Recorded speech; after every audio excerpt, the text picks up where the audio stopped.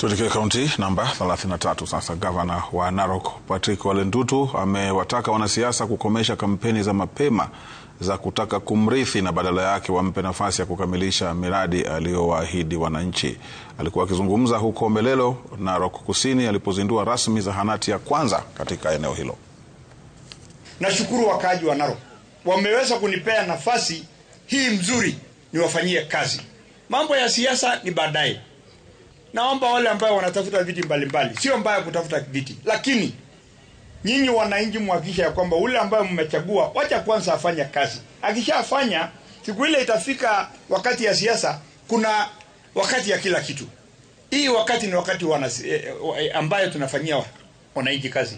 Nia na lengo na madhumuni ya kuchaguliwa kwa kiongozi chochote yule ni kuhakikisha ya kwamba development inafika kwa wananchi. So mkiniona mimi nikienda kwa kila kijiji ni kuhakikisha ya kwamba ikifika 2027 hakuna project yote ambayo